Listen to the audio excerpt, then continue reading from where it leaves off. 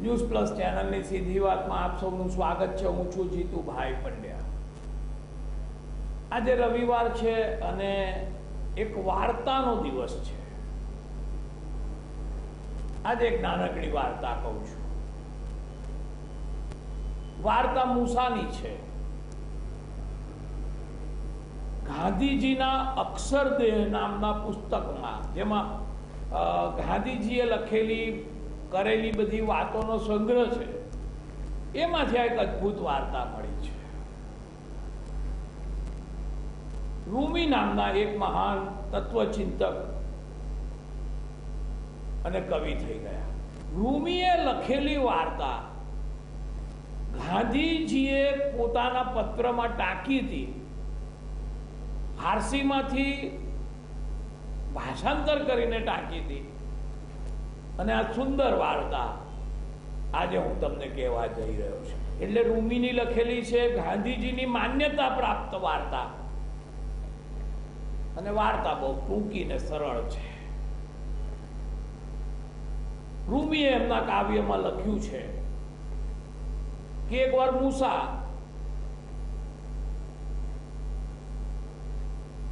રસ્તા પરથી પસાર થઈ રહેલા અને એક ભરવાડ ત્યાં ઊભો હતો, ઘેટા ચરાવતો હતો અને મોટે મોટેથી એ આકાશ તરફ જોઈને પ્રાર્થના કરતો હતો। પ્રાર્થના શું કરતો હતો? વાતો કરતો હતો। રૂમીએ લખ્યું છે કે મૂસાએ સાંભળ્યું કે પેલો ભરવાડ ભગવાનને કહી રહ્યો છું કે હે ભગવાન, તું ક્યાં છું? તું ક્યાં છુપાઈને બેઠો છું?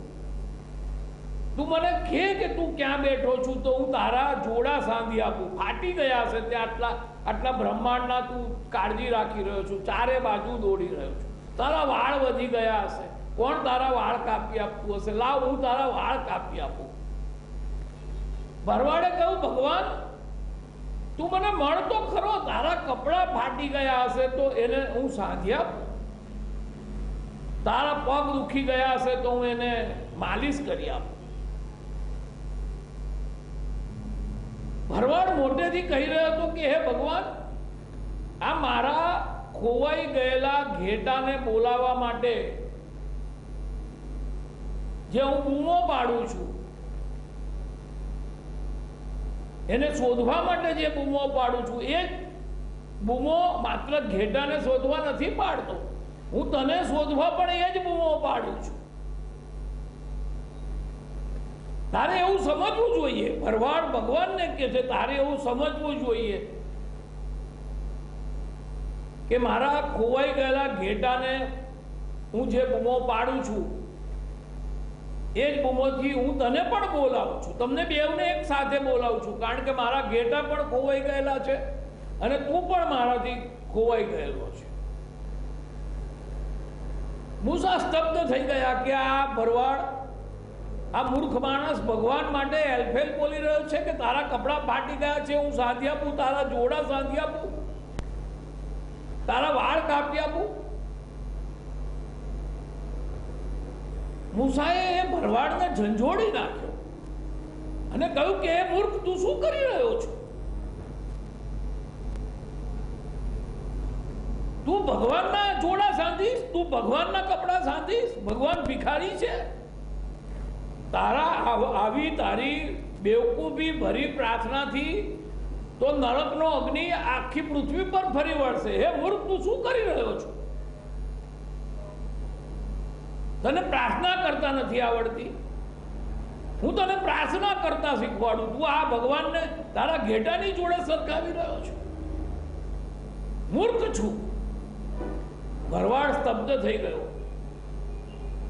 એણે મૂસાને હાથ જોડીને કહ્યું કે મૂસા, માફ કરી દે મને, તે મને જગાડ્યો છે અને મારી ભૂલ કરી છે ભગવાનને આ રીતે બોલાવવાની, એવું તે મને સમજાવ્યું અને હવે મારા દિલમાં એનો પશ્ચાતાપ જાગ્યો છે। મેં બહુ મોટી, હું તો આખી જિંદગી આવી જ બૂમો પાડીને ભગવાન જોડે વાતો કરતો હતો અને એ ભરવાડે એના કપડા ફાડી નાખ્યા, ગાંડા જેવો થઈ ગયો અને જંગલમાં દોડી ગયો। બધા ઘેટાને છોડીને કશું જ લીધા વગર એની ડાંગ પણ ફેંકી દીધી ને જંગલમાં દોડી ગયો। અને ત્યાં જ આકાશમાંથી આકાશવાણી થઈ કે મૂસા તે શું કર્યું? મૂર્ખ. ભગવાને મૂસાને કહ્યું મૂર્ખ. આખી દુનિયામાં એક તો માણસ હતો કે જે મારી જોડે સીધે સીધી વાત કરતો હતો. હું તારી જોડે વાત કરું છું પણ એ મારી જોડે વાત કરતો હતો. મને ભગવાને કીધું રસ છે કે મારી વાત હું તને કહું, પણ મૂસા મને એ વાતમાં રસ હતો કે આ ભરવાડ મને શું કહી રહ્યો છે. તું મારો ભક્ત છે પણ હું આ ભોળા ભાળા ભરવાડનો હું ભક્ત છું. મને એ ગમે છે. મારો સૌથી પ્રિય શિષ્ય તો આ ભરવાડ હતો, તું નહીં.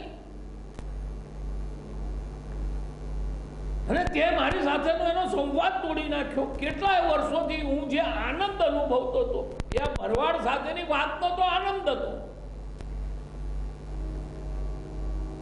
મૂસા જંગલમાં દોડ્યા, ભરવાડને શોધી કાઢ્યો છે. ભરવાડ સૂનમૂન થઈને માથું નીચે નાખીને ઘૂંટણીએ પડીને એક ઝાડ નીચે પડ્યો છે. કશું બોલતો નથી, હલતો નથી. મૂસાએ એને હલાવ્યો, બોલાવ્યો, કહ્યું કે માફ કર ભાઈ, તું માફ કર. તારી જ પ્રાર્થના સાચી હતી. હું બધાને જે પ્રાર્થના શીખવાડતો હતો એ પ્રાર્થના એટલી બધી સાચી નથી. તું ઈશ્વર સાથે સંવાદ કરતો હતો. તું મારો પણ ગુરુ છે. મને તું તારી પ્રાર્થના શીખવાડ.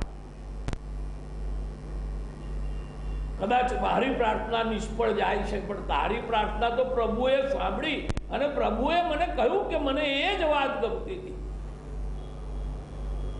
વાર્તા બહુ સરસ છે, બહુ ટૂંકી છે અને સ્પષ્ટ છે. રીતિ રિવાજો, નિયમો, રવિવાર, ગુરુવાર, સોમવાર, આજ દિવસ, આજ તિથિ, આજ સમય, આજ રીતે પ્રાર્થના, આજ શ્લોકો, આજ સંગીત કદાચ ઈશ્વરને એટલું પસંદ નથી જેટલું એક ભોળો ભાળો સાવ સામાન્ય ભરવાડ જે એને સીધે સીધું કહી રહ્યો છે કે લાવ તારા જોડા સાંધી આપું, લાવ તારા વાળ કાપી આપું. આ પ્રાર્થના ઈશ્વરને વધુ પસંદ પડી છે. સીધી વાતમાં આજે બસ આટલું જ. આવતીકાલે ફરી મળીશું.